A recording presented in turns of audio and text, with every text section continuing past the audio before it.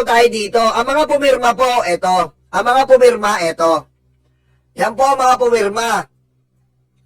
Ito ang 15 senators na pumirma at talagang hindi pinayagan ang pananakop ng China at pagwawalangya. Tito Soto, Ping Lacson, Kiko Pangilinan, Mig Subiri, Erwin Tulfo, Risa, Tulfo uli, Wing Gatchalian, Loren de Garda, no comment. Aray ko. JBR ito. Eto, dito wala na to. Etong tatlo nasa baba. Wala ka lang aasahan dyan. Camille Villar, Mark Villar, Jingo Estrada. Sumasampa na lang yan para sa good image. Aray ko.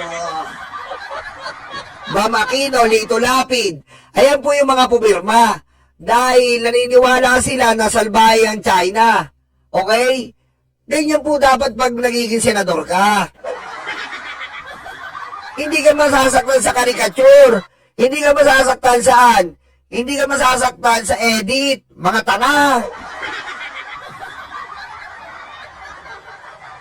Di ba? Pero mo, eto pa po eto yung hindi po pirma. Ayan po yung mga taksil. Sino pa ba? Siyempre Duterte Black. Aray ko. Dalawang Cayetano.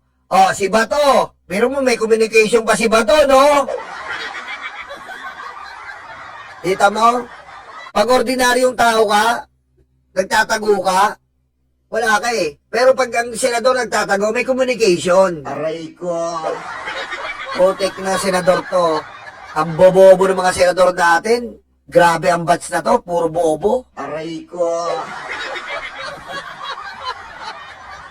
Si Bato. Siyempre si Jesus Escudero. Lasang ka na, tahimik kang hayop ka. Butas ang mukha mo.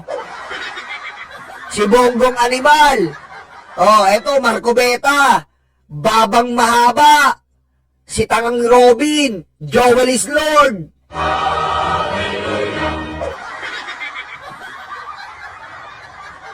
Yan po ang pumabor sa China. Tingnan niyo po kung gaano po yung mga senador natin ay hindi na pinipili ang bansa. Sa totoosin nga lang po tayo pag may kamag-anak tayo Diba? Kahit na napak yung kamag-anak natin, minsan pinagtatanggol pa natin yung kamag-anak natin. Tama mali? Diba? Tama mali? Sinapak yung kamag-anak mo. Ikaw ang nanapak, yung kamag-anak mo ang nanapak. Halimbawa, yung kamag-anak mo ang nanapak. Minsan mas pagtatanggol mo yung kamag-anak mo Bakit? Sa dugo.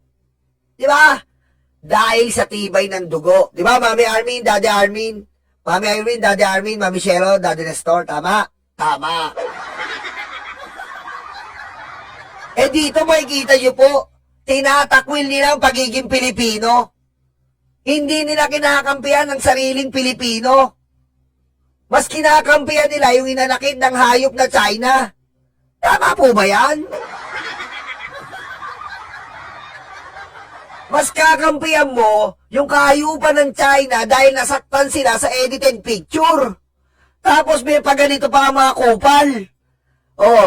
Atin daw ang West Philippine Sea pero nuknukan kayo ng kupal. Aray ko.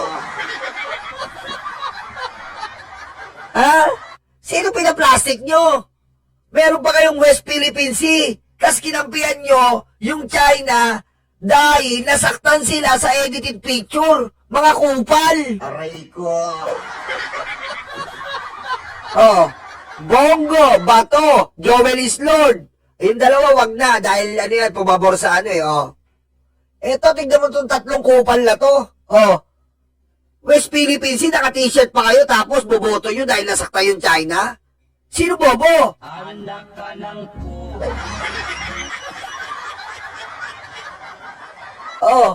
ganyan ba? Ang dapat maging senador? Ganyan ba yung mga senador natin ngayon? Kahit anong mangyari, sabi nga ni Rizal, huwag kang magtataksil sa sarili mong bayan. Kahit anong gawin natin, laging bayan. Bayan muna o sarili. Mamili ka, sabi ni Antonio Luna. Pagayin mo sa BBM. No joke.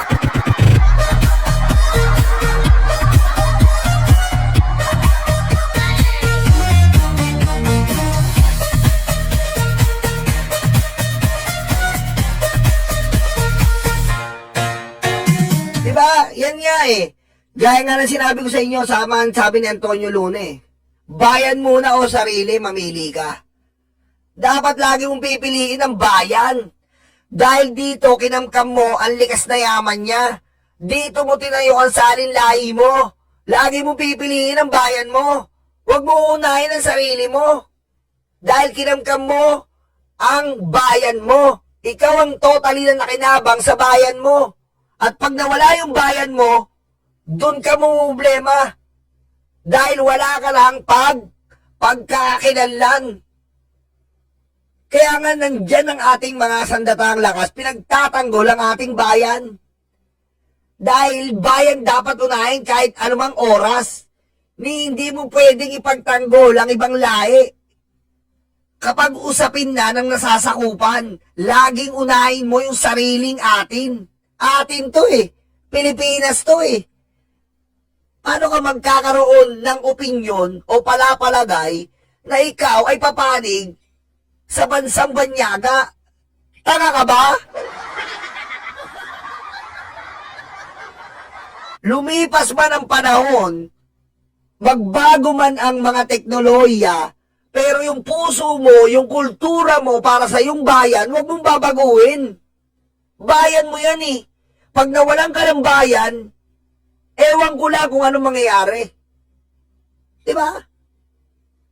Huwag mo isipin yung pangkasalukuyan. Isipin mo yung kinabukasan.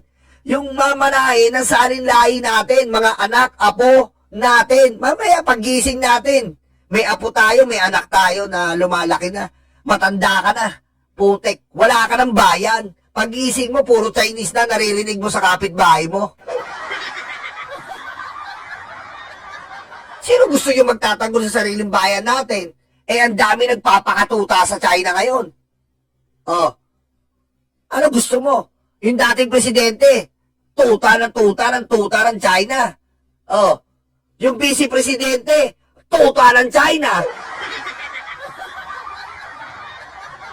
Oh. Diba? O ngayon, yung future eto po, yung future president.